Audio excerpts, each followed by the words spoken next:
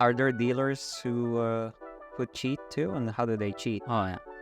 So to everybody here, as a supervisor, we are not there to watch the players really. We are there to watch mainly the dealers? Yes, because they're the one closest to the money chips, Yeah.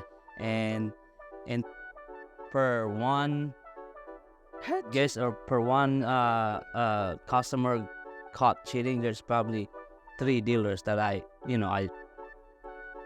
to my knowledge got caught like doing something. I don't, like I said, we don't go into the, we don't like, hey, what happened, like how did he do it. We just know and watching, if you can go to YouTube, you can watch it. Dealer would be like stealing the chips, straight up just taking the chips, and they would hide it, and they would have somebody else go cash it out for them. There are also employees that works in cahoots with guests. That's the very most common one, is a player and the dealer working together. Okay. That's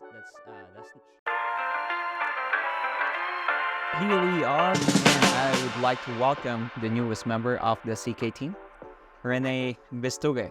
hello. Welcome to the team. Welcome. Thank you. Thank you guys. Thank you for having me here. Of course. So Rene has been a realtor for over a year before he got to our team. But what's most interesting is that he's been in Vegas for a long time. He started his career in the casino industry working as a dishwasher and as a busboy, server, waiter, prostitute dealer, what dealer? The blackjack dealer. Blackjack dealer. Then he became a pit boss. Yes, that was the last boss. That was the general term for a supervisor. I was the pit boss. Gotcha. Yeah, so a lot of things happen in Vegas. I've been here for over 11 years, and so many things happened. But you've been here for 20. You've been here for a lot longer than that. What made you come to Vegas in the first place? Well, we immigrated here. My great grandma, or not really, my grandma, my grandparents. So she petitioned all her kids, and that's including us. So here we are. That was we came here in November 2000. I was 19 years old when I came here. So just like you said, I started in the back of the house. For all of those guys that don't know what the term back of the house is pretty much you work in the hotel side of the casino. That's why they call it hotel casino. So I started as a dishwasher. Yeah. So back of the house, that means the chef, the line cooks. Yeah, the one that you don't see. Yeah, when you go inside the casino, all you see is the lights, the tables. Yeah. Oh, because you don't want to see them because they're all like sweaty and. Yeah, yeah, probably. But they're also the backbone of, the house. Because I don't know. If you don't know, casino is only like the revenue of any hotel casino business. Casino side is only like probably generating about 3% of that, the total revenue, whether it's weekly, a monthly, or quarterly. Okay. A lot of the money that this industry makes is coming from the hotel side. Like the rooms, restaurants, the entertainment. Yep. Okay. And the shows. Okay. But the bigger casinos have the slot machines. So I didn't work in the slot department. It's SLOT, okay? Yeah. Okay, I got it. The slot. Right, the slot. I work in the table games.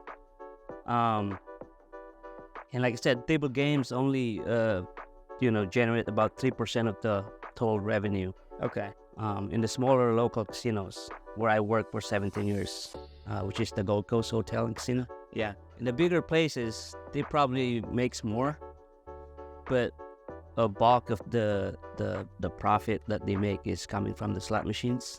From the slot machines. Okay. Yeah. So different house, like okay, the term house, right? So the big house we call it, Right. are the casino.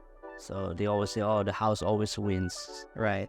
So So what game has the best odds for a normal gambler? You think? so if you're a casual, gambler, well, I wouldn't even call you a gambler if you're just casually playing. But if you just come in here for the weekend, I would suggest go for the blackjack table. Blackjack. Okay. Yeah, and also the dice table, but that's a very complicated game. Few people actually win on the dice game, because there's if you go into a casino, any table, you'll see all kinds of side bets. Right. There's two way to play in the casino. It's just to play straight up, like the blackjack. You play like you bet, and then you get your card and you win. But nowadays they have like side bets, where they go like, oh, if you bet $1 here, and if you win, you'll make 100 more. That's what. Yeah, Okay. that's what Side bets. Yeah. Okay. Just on the timeline. So you were a server. Then while you were in dishwashing, then you became a busboy. Yeah. Then a server. And then that was your time in the back of the house, restaurant, in the the back of the house. food and beverage. Oh yeah. How long? You. So when I was 19, I started off as a dishwasher, and then I worked for 6 months, washing pots and pans, and the plates, and then I got promoted to a buffet runner. Oh. So I was running the buffet in one of the small casino that's closed since, but I worked in there, and then I moved to Gold Coast because that place was closing down, and I moved to Gold Coast as a busboy. Okay. I was still 20 years old, so it's like less than a year, right? Right. When I turned 21, I went to a dealing school, because you need to go to a dealing school to become a dealer. You need to get a gaming license.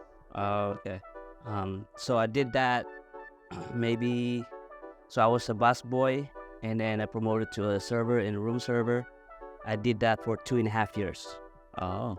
So I was in my mid 21, almost 22 when I became a dealer. So room servers, I mean, you service the rooms, you give the food to the rooms? Yes. Things like that? Okay. So How much do they tip usually? Depends. yeah, it depends. I work in the local casino, so what we get are the overflow from big casinos. Yeah. Sometimes local residents. Right. Okay. So they don't really tip. Yeah, you gotta be a very charismatic person if you go and work into this types of jobs. Let's fill up water for you. Yeah, like put the extra.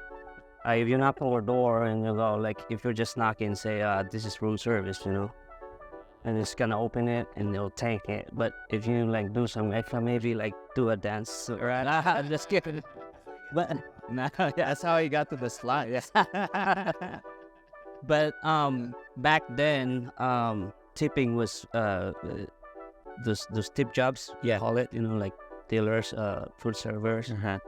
It's very lucrative. Like I've seen a lot of professional nurses quit the nursing job to be dealers. This was before the real estate crash, right? Yeah, before it was about 2002, 2003, 4, 5.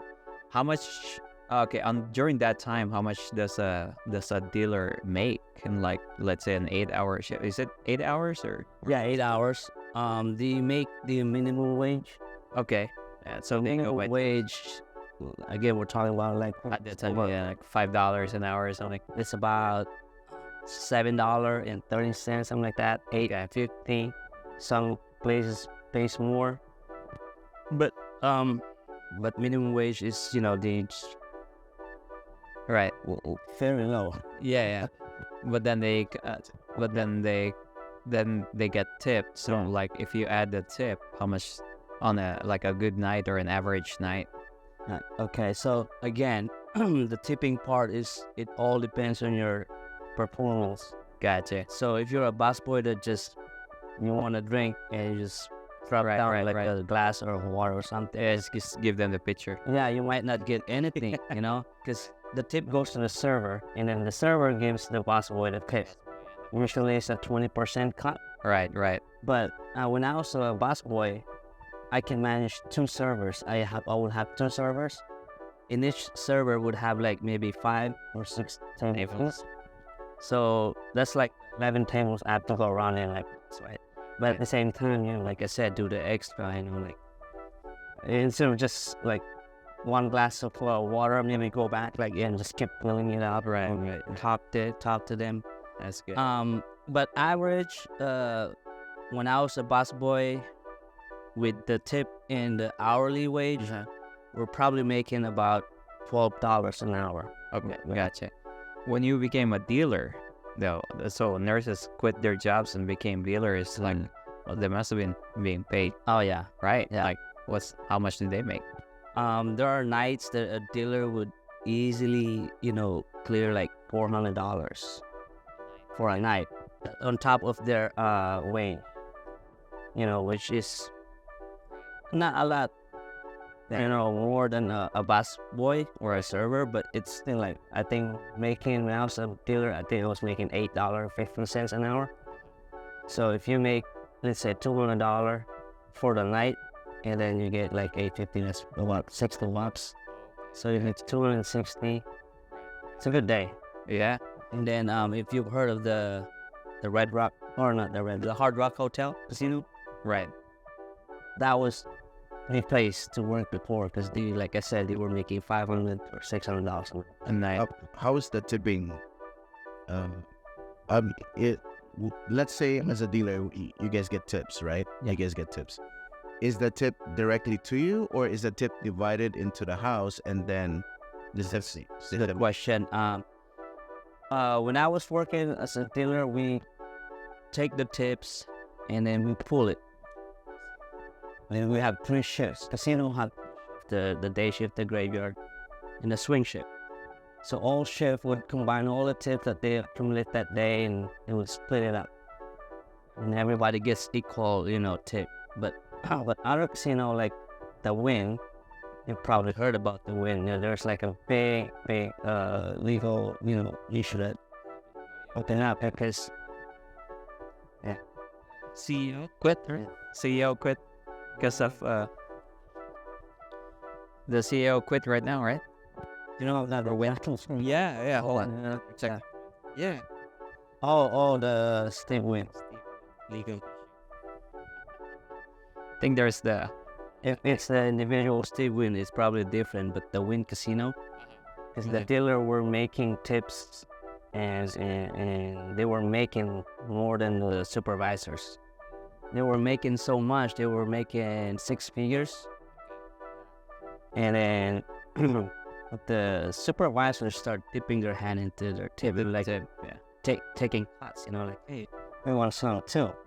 Because they're almost doubling the salary of a supervisor, and the supervisor were thinking like, oh, you're just a dealer, Well, I want some of that because I work too. So, long story short, dealer versus the supervisors went to court and all that stuff. I think it's all resolved now. So, they're like, that's the only casino that I know since I quit that are splitting their tips with the supervisor. Gotcha. Any other casino, They don't. the dealer keeps the rule. Okay. Yeah, I know. I just checked. So Steve Wynn ended a years-long legal fight with Nevada gambling regulators that started claims of workplace sexual misconduct, agreeing to pay $10 million fine and cut ties to the industry he helped shape in Las Vegas. So yeah, so he quit his position and got fined $10 million for sexual misconduct, which is Vegas. What? In Vegas, I didn't know there was sexual misconduct. Las Vegas, never heard. Yeah, and in the bigger house or the strip casinos, all the casinos that are in Las Vegas Boulevard, the MGM, the Bellagio, Caesar's Palace. Dealers are part of the union. Okay. Uh, and I'm not, I don't blame them for joining a union because, like I said, like the thing that happened with the wind dealers. So they form a or they join a union to protect them, Right. when it comes to that. So, I'm not surprised that there's always sexual harassment at workplace. And actually, just before I left the industry, we were subject to a yearly, like a refresher course. Oh yeah. And To prevent. yeah, And that's to let you know, like, hey, we'll let you watch this, we educate you about this, and if you still do it, you're not called anymore. right. Right. Yeah. Discrimination, sexual harassment, violence at work, all that stuff. Yeah. So How come? I've heard the news before where they said that the tips are being taxed. Is that something true? Or? yeah, see, that's another thing. Yeah. So okay, the only way. If you're buying a house, if you want to buy a house, you want to report the tips. Yeah. Part of your income. It's part of your income. So if you're just basing, if you're just basing your salary on your monthly, and you're a tipped tipped worker, it's not a lot of. If you're making minimum wage, you probably wouldn't afford. In paper, you wouldn't afford this $400,000 house, but unless if you show that you're paying taxes on the tips that you're making, then that increases your. So the way it works, because I work with food and beverage too for a while. The way it works is they have like a tip compliance. So the IRS would basically figure out an amount. Like for example, if you work day shift, they would assume an amount on the day shift that this is what servers make on tips. So for example, if I'm a server on day shift, right? The IRS would assume that I would make $50 for the whole day, for the whole shift of the day. And then if it's swing, because it's dinner, so it's more expensive, the servers make $100. And then obviously graveyard shift makes the less. So the graveyard shift make $30 for the shift. And what they do is they do the tip compliance. Yeah. The server or whoever, the boss or the server, might make more than that $100, and that's okay. They keep the difference. But for that $100 that they assume, the IRS assumed, that's what they pay on taxes. So that's how it works with tip compliance. I don't know about dealers. Yes, the way the kind of solved that problem, 10 years ago or even longer, was they actually take the tip and they put it into paycheck. Yeah. So now everything's all transparent. No one's, you make this tip, everybody made this tip to your tax. So they really declare what they make that night. Yeah. They don't assume. Yeah, I understand what I'm saying. I know that the server is different because when I was also a server, I seldom go in the window and declare how much I make because, sometimes you fall in line, you go in the line and you just want to go home. But then I don't know now how the servers are I doing think it. it's the same because my friend works for the Win as a server at the poker room. And he said it's the same thing. So basically, he's making more than the tip compliance. And he was asking me about it because obviously he makes more than what it looks on paper. And that's why he kind of have a problem getting. So, but they don't have to go in a physical window anymore every night, right? I don't think so. Yeah. I'm not sure. That was For back dealers, then. for dealers, probably different. But as far as food and beverage is concerned, I think it's the same. Okay. Yeah, so it's Because even the smaller casinos now, they are putting tips now. So, Uncle Sam, you can't really get away from him. and Clark was right about that. When you go to the loan officer, of course they're gonna you want to make a lot of money, right? Yeah. But then again, tax purposes, you want to make less money. Are they W-2 employees? The food number? Yeah. Okay. That would suck. If they have been if they would have been 1099, then they W-2 themselves, then they pay themselves, then they have that paperwork. right? Well, you too. We probably mainly for benefits too. Oh yeah, that's true. Yeah. That is true. Because then if they're 1099, they don't get the health insurance and the. Okay, sounds good. So as your time as a dealer, what were I don't know. You mentioned before to me you work with a lot of like Chinese investors. Oh, yeah. That would gamble their houses and they change their houses like they change their shoes. Yeah. How much money do they put on the table per hand? Oh gosh. So I guess we would all agree that a lot of Asian countries we're just gamblers, especially the Chinese.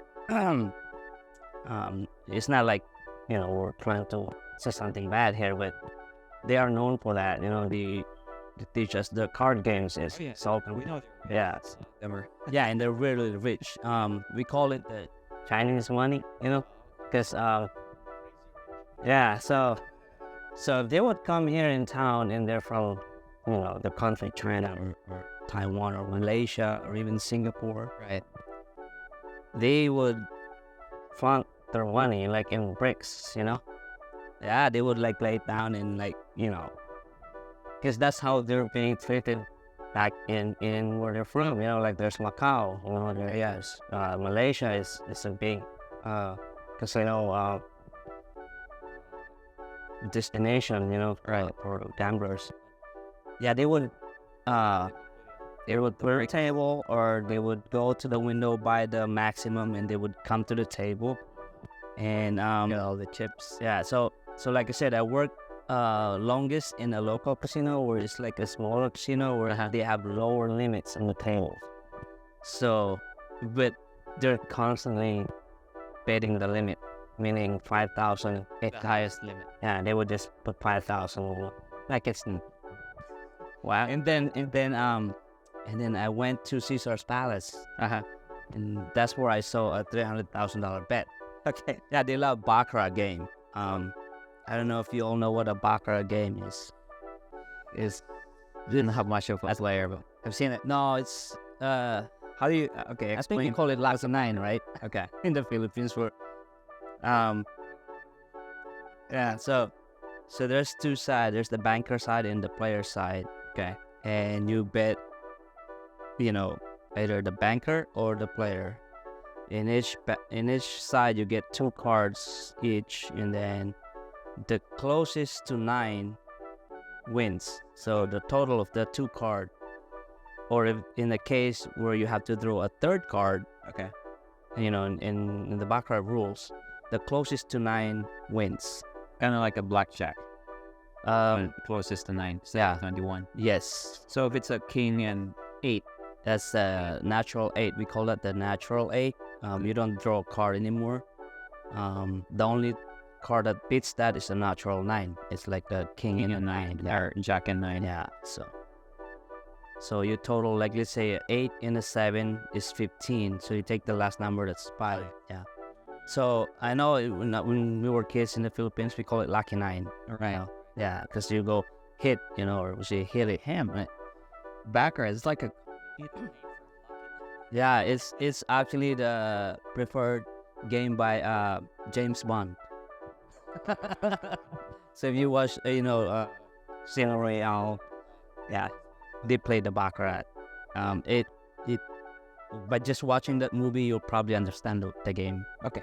So on the dealings, how do like players like let's say you were in blackjack, how do players cheat? What made you decide to like close the table for someone? Yeah, so before we can act on like anything like cheating or suspicious activity or anything like that, we have to go through training as a supervisor. I think I did like a 8 week. No, it's a 40-hour training, to kind of spot a cheater, and how to handle cheaters like that. Like their body. Yeah, so different game, different way to cheat, like in blackjack, it's not cheating per se, but you've probably seen it, is card counting. Yeah. Yeah, it's not illegal. You can actually go and do it, Uh-huh. but if you get caught, you're probably gonna be told to don't play blackjack anymore. So it's not illegal. It's not really cheating. It's just trying to have the advantage of the casino. But what if you're just like really lucky? Let's say out there, I have no idea on how to play. Have no idea how to play blackjack, right? But then I got really lucky, like making $5,000, $6,000, and what do you do then? Are you able to like say, hey, I think you're cheating? No. Like I said, we are trained to look at certain cues. You know, in card counting, is the very common way to kind of win over Blackjack, blackjack. Is when they go, they would fluctuate their bets. Okay. That's one tell that, oh, this guy knows what he's doing, but it's not really cheating, you know. So we watch. So like, Can you like whatchamacallit? Can you like confront someone and say, hey, your card? yeah, I've done that a lot of times. So what do you do? Like, I mean, obviously it's not illegal. Yeah. All they can say is, no, I'm not. Yeah, so we walk to the guy or the player, and we tell him this, you know, hey, you're too good for us. You know, we have other games. You can probably play Baikao or Baccarat. And they would understand if they know what they're doing, if they know that they are actually like, their answers, they would like, oh, they would just smile. I've never seen, maybe once or twice, I've seen like someone who's gonna try to deny it at first. But then through training, you know, we try to de-escalate everything as much as possible. I don't want any commotion in the casino. So even if he denies it the once or twice, and the third time we'll say, okay, you got me. And then he's just gonna move on. Okay. But that's it. But do you like profile him, saying, hey, this? Yeah, so we take his information depending on how you know, how heavy he is, how like he's a rate, we rate him, right? Right. If he's a $25 player, Uh-huh. or if it's like in the thousands, then maybe we won't let him near the casino anymore. But he's just a casual gambler, and he lives here. He have a daytime job, or and he comes in there and he get caught, you know, like we just tell him like, hey, don't do that next time, you know. Yeah, but they won't necessarily Yeah. like Yeah. 8-ball him or 86. 86. Yeah. Yeah. Question would be like, do you communicate with other casinos and say, hey, this guy? Yeah. So, like I said, depending on if it's a team, okay, there's card counter teams. Oh, like Yeah. an organized company. Yes. If that's the case, sometimes we come to work, we already have it in our podium, like, oh, watch out for these guys. Mm. So like you said, yeah, we would call other sister companies. Sometimes the whole Las Vegas, you know, they would like flash their faces, like, oh, watch out for these guys. Who do they flash their faces? We take pictures. You know how casinos have all cameras? TVs. The eye in the sky would take photos of every angle of someone suspected of doing something or got caught doing something, and it would go to sometimes the gaming board. You know, that's like the security Right. issue. So we don't normally like. When I was a supervisor the very first time in my training, I was told this is you identify, you inform, and move on. Meaning, if I saw something, I call my supervisor, and I don't talk about it anymore. That's it. You know, I go home, forget it. Oh, okay. It's like that. Just every day is like that. There's other ways of cheating also, which is just outward cheaters. You know, like they would put more. You know, if they look at their clock, They bring out their calculator and yeah. There's many ways. In there's called the pinching of bets. You know, if they look at their cards and there's like 20, you know, or a very good card, and they would like do a really quick move, or someone would be distracting the dealer, and then they would put more in their bets, and the dealer would have no idea, you know, and that's our job. Yeah, that's our job as supervisor. Just you have to be you have to have an eagle eye But how many tables? You know? As a pit boss. Yeah.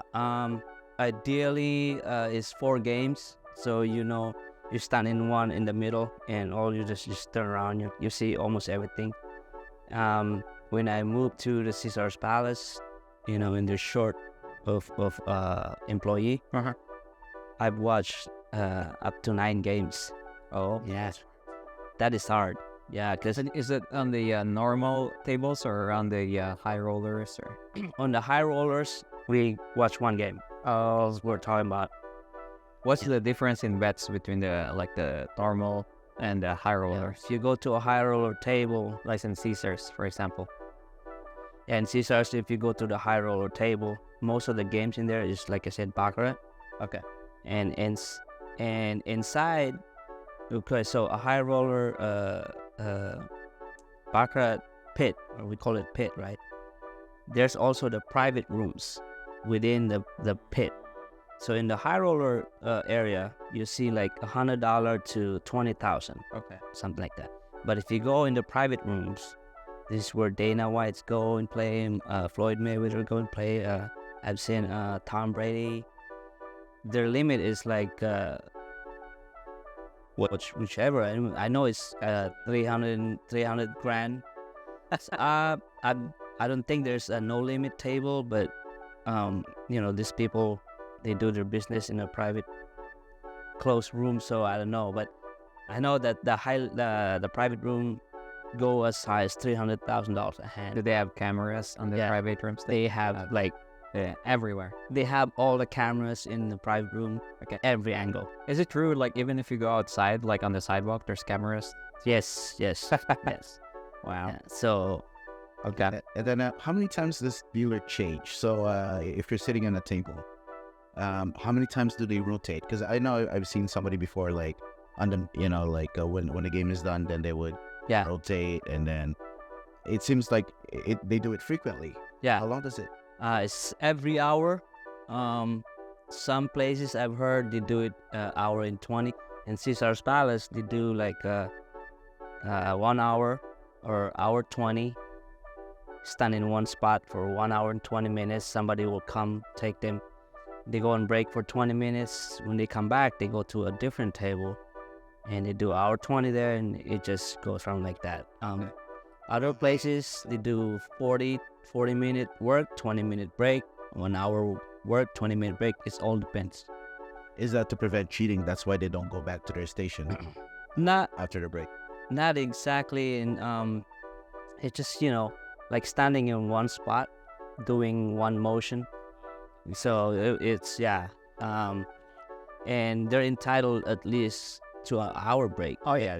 They're If you have like an 8-hour shift, you get like an hour break in the Yeah. right? yeah.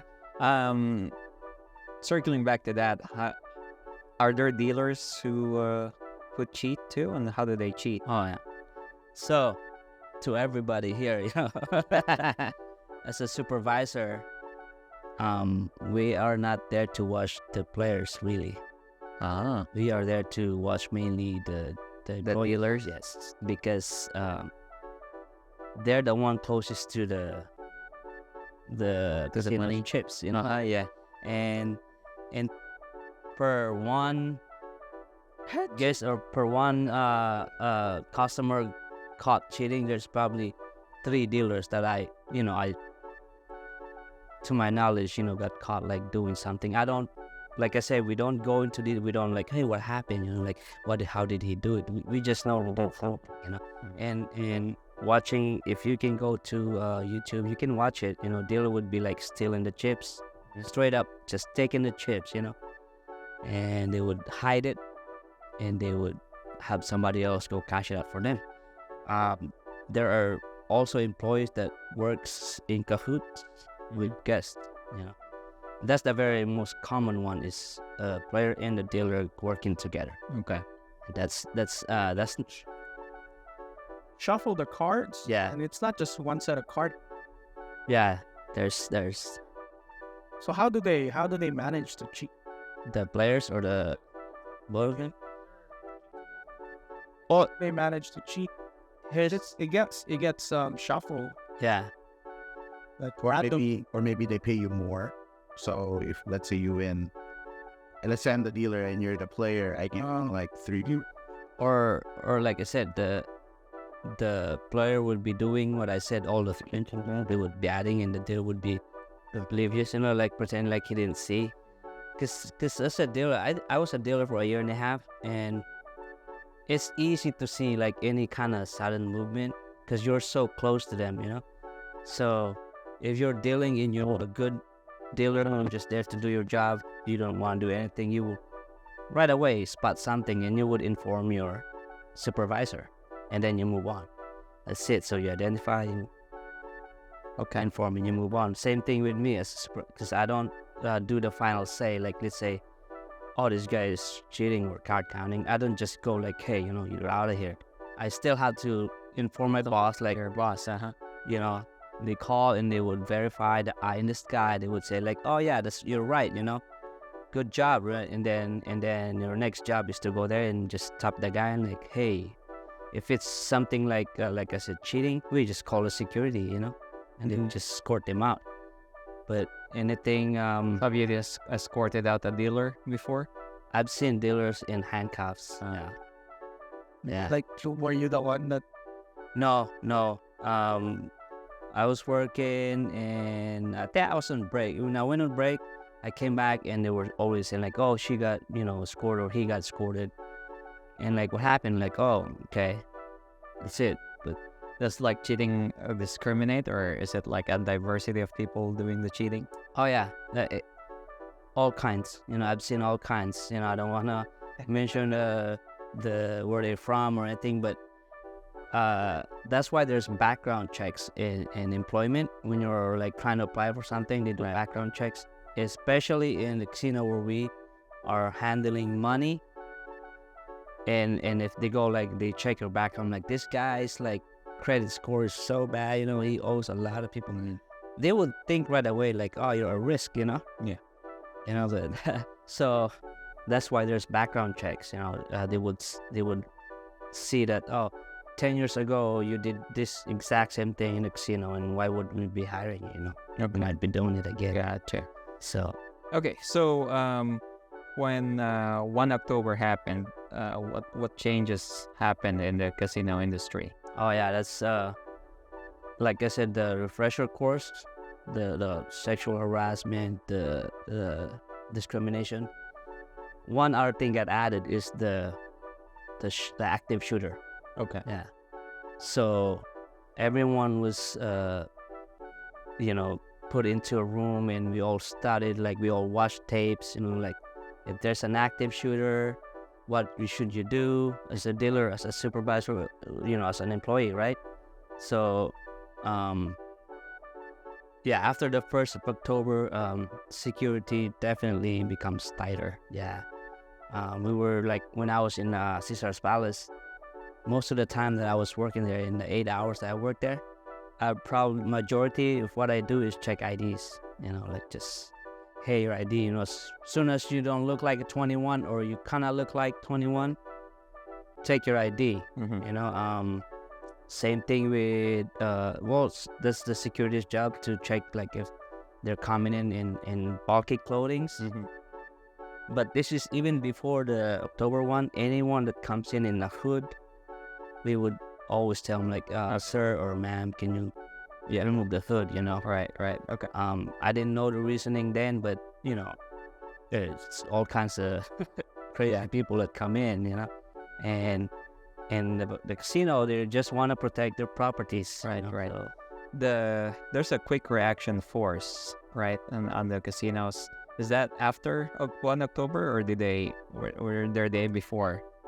I would say that after, Okay. because security guards in the casino, even before, they do a really good job anyway. They're like everywhere.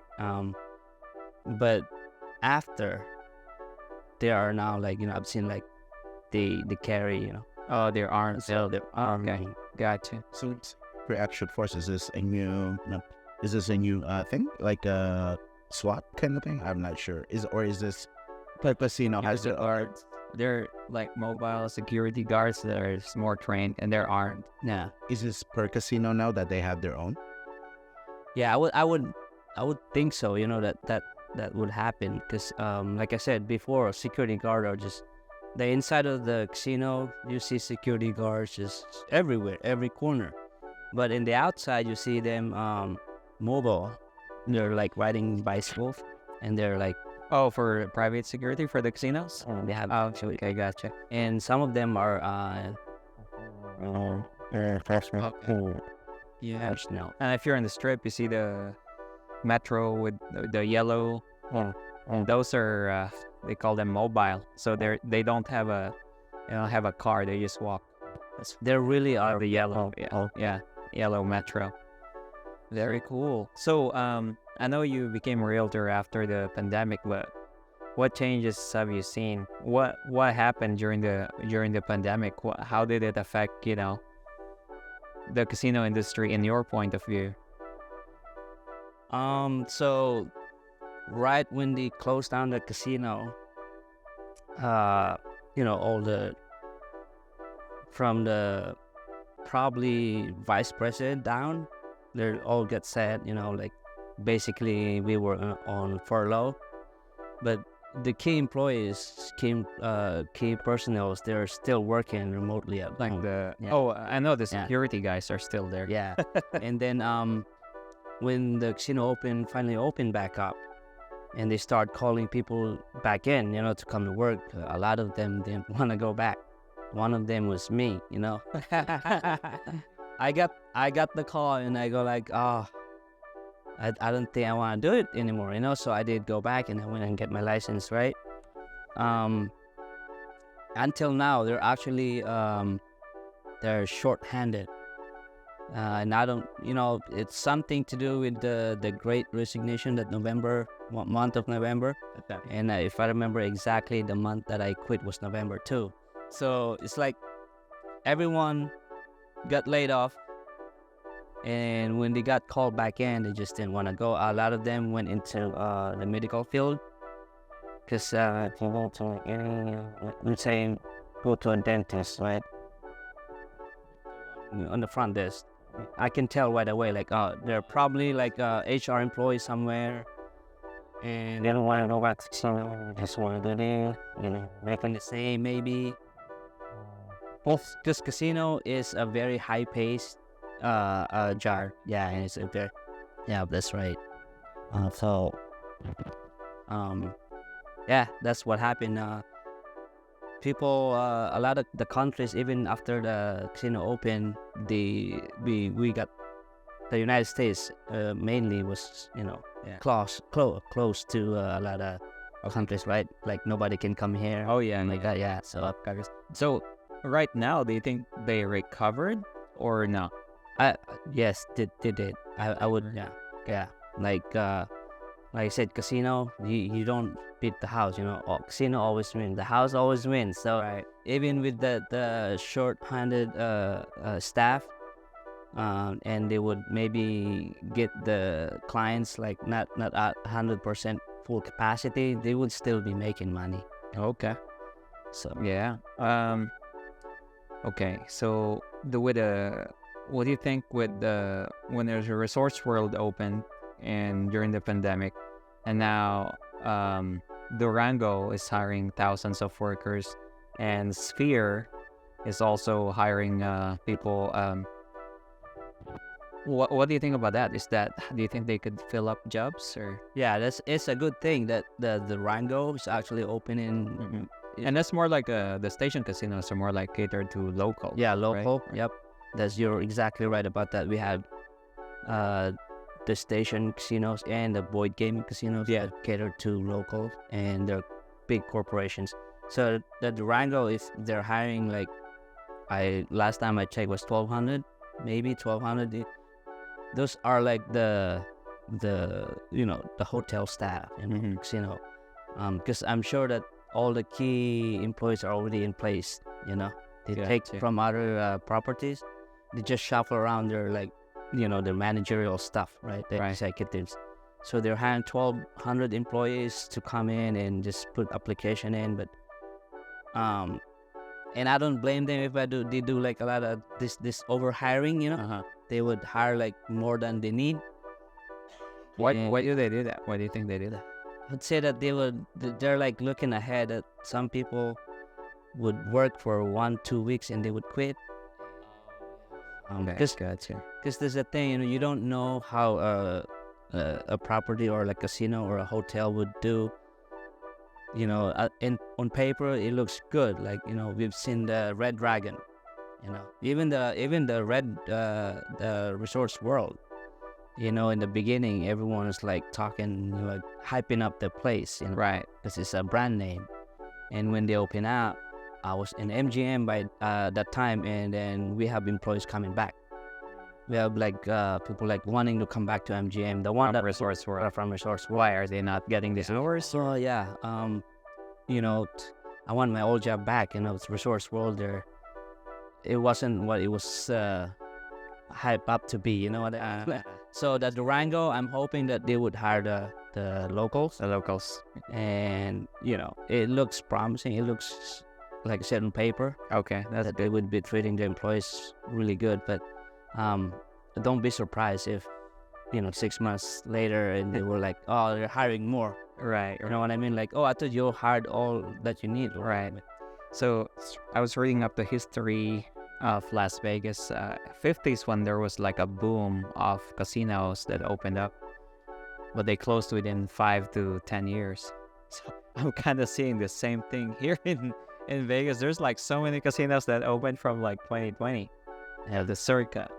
You got the new Hard Rock. We got the Resorts World. Yep. And who knows which would be standing by 2030. Hopefully they're all standing. I mean, I hope so. But sometimes history repeats itself. Well, part of that is the bigger, like I said, the group of casinos like the MGMs or the Caesars Palace, now owned by Harris. Right. Like that. They would come in and they would merge the smaller one, and that's how they survive. that's how it comes out in the news, like, oh, they're gonna close down or they're gonna be owned by this, but a lot of times they just switch owners. Right. Like the Rio right now, we don't know what's happening. Yeah. It's been bought and sold a few times over the past few years. I was in Caesar's Palace. That's 3-4 years ago, 2019. I was there, and that's when Rio was said that they're gonna close down that year. All Rio is gone. They're not opening back up, especially after the pandemic. But it seems to me that they're still there. I mean, they closed the buffet, and which I know. So if you're opening a casino, make sure you get like a lot of,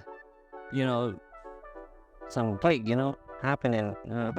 Sometimes a casino just needs no entertainment at all. Like the goalposts were in front. We don't have no theater. We don't have no Right. we have a bowling alley, but that place is thriving, because it's become Yeah, it has its own energy. The Orleans, same thing. Orleans, the downtown properties. Yeah, they get a Fremont casino, Fremont, California. Yeah. Those are pretty busy all the time. Yeah. So That's pretty cool. Well, get in one of the casinos and get a feel of the high energy. Like everyone says hiding because it's all customer service inside the all front of the casino. I have a question. Yes, So, sir. lately, I think for this past year, we've heard a lot of news. A lot of people have been winning. I think it was a few weeks ago, I think somebody won $1 million from, I just can't remember which one, but I think this last year, just since December, since January, I've heard a lot of people winning. Okay. Now, in your opinion, are these controlled, or are these something that people are, like casinos are using to, hey, we're thriving, come over here, we got a lot of people with. This is just to kind of open it back up and get more people to come in. I mean, because compared to how it was, a year before, I don't think I've heard. I mean, when it reopened, I think I've heard it once that somebody went, Yeah. but nothing more. But just this past year, it feels like it's been a lot. So, Yeah. what's your I see what you're saying. Like, oh, maybe they're like it's kind of like a giveaway, right, or something, so people will come in. But I don't think so. The slot machines, they are not owned by casino. None of the casino own their slot machines. They are rented from the it's controlled by the gaming too. So none of the casinos actually own their slot machines. Yeah. Even the shufflers, we have the shuffle master, we have the IG technology. They're the one that actually rent the machines to the casinos. But to your point, the reason why you haven't heard anything before pandemic is because they don't have to. There's like people come in. When I was working in like I said, Caesar's Palace, somebody hit the $1 million pie out. It wasn't the news, but it's not like in your face, like, hey, somebody won, right? So it was happening even before. It just now it looks like it got yeah, they have to put it out there to get more, but it's not like they made somebody won like a million. There's what's true is and this is, I don't know if it's still true now. If you watch it probably in the movie, it's called the term a shill or a cooler. Yeah, yeah, cool you down because you're like winning too much.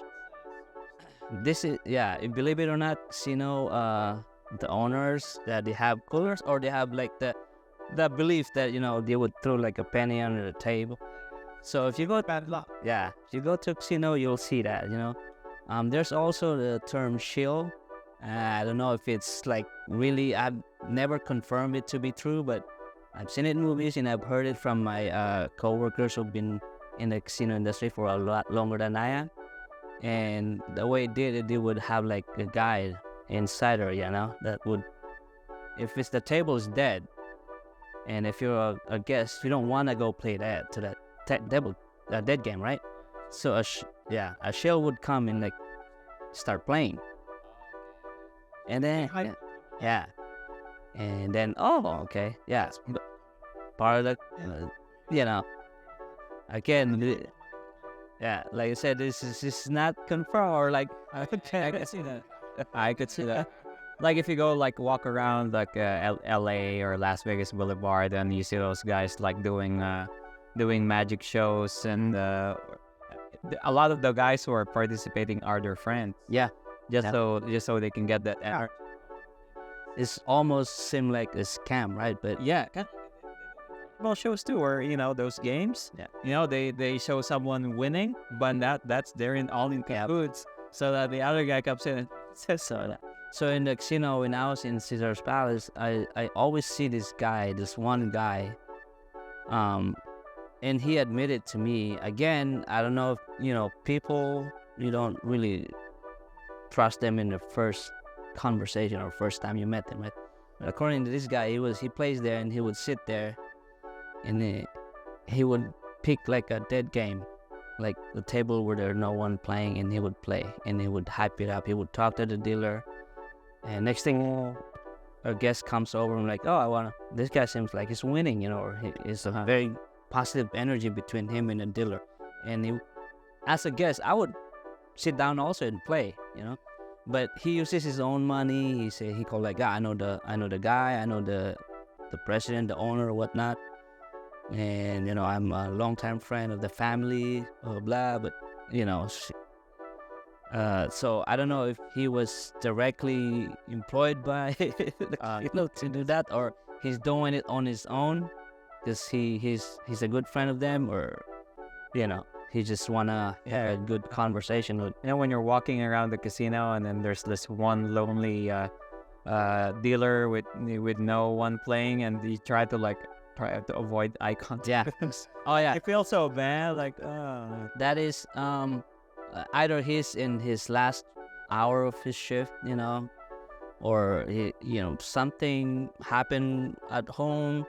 You would, like I said, the casino is a very high pace, high stress environment.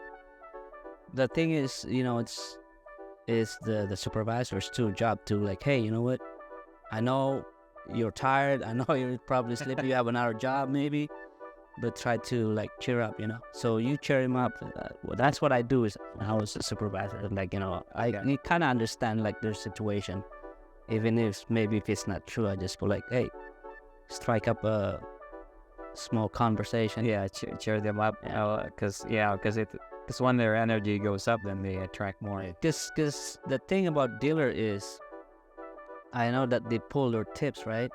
So let's say you have 2 tables, and let's say Jose is like super, like, hyper, employee, and his table is full. Oh, it's full. He's working, making all the tips, and then you're sitting there like you're not doing a thing. Like in my He's gonna share his tip with you, right? So yeah, so and I've seen it a lot happen a lot, especially in the MGM and Caesar's Palace, because they're like, oh, he's not doing that, and then he's gonna make this, I guess it all depends, individually. Like, we loosely use the term "love your job," right? So, just go do it because you want to do it. Don't even think about that. I've seen that, like, dealers who are trying to avoid the work, because they know that at the end of the day, they're making what he's making, So, you had a question you wanted to ask? Yeah. From what? From Man and Grace? No, You're not a question, right? You go ask the question already.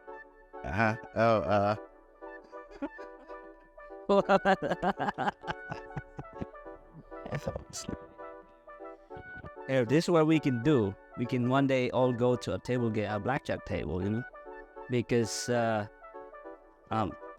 and now I've been we'll be your. there's a Calculator. yeah. Oh yeah, they start counting with your finger. I'm like, yeah, it's a fun place, if you make it fun, and then a lot of times people just make it like miserable too, because they're in their last dollar, or like they just got their paycheck, and oh yeah, I've seen Well, yeah, because they feel like the scene in The Hangover. yes. Scene in The Hangover where they read the book on poker and then they just go there as a team and they just Yeah, I've seen unfortunately that's happened. People would lose so much. Heard of stories of people jumping off the roof of the building because they borrowed the money. it's done. I've heard of an employee who is who got shot or something like that because she's doing something that is, what I mean? Yeah. So, but like I said, when I was in the casino, I go there, did my 8 hours, and I'm out. I go home. I never once, or maybe a few times, that I had to like wake up. I'm like, oh, I gotta go to the casino. That's what I'm telling everybody here too. Before is, oh, Las Vegas is a gambling town. It's not a good place to raise kids. I'm like, that's not really true. I'm a casino employee and I don't really go to casino. I don't gamble. So. And that's because that's the only thing they show on TV is the strip, the casinos. Mm-hmm. So Sure. and if you watch the CK18, they put out like videos. You'll See a lot of entertainment. see the houses. You see magic. How do you do the clockwise move? Yeah, the clockwise. Yeah. But it's a big part of this town. As is. Well, why did you become a realtor? So I just didn't feel like, doing the same thing for all those years. And I know that there's a lot of opportunities in the casino. I could have been maybe like at a higher position if I wanted to, if I stayed. But I don't know, I got tired of it. I'm not happy going, clocking in, clocking out. So it's not that, I still miss it. It's just it's not something I want to do For the rest of your life. rest of my. Oh, that's good. Well, I'd like to, thank you for, sharing your insights and sharing your experiences with us. Yeah. Definitely. This is the rated PG version, by the way. No, just kidding.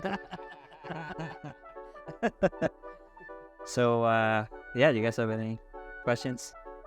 All right. Well, thanks again. Thank you. Thanks. Thanks, sir.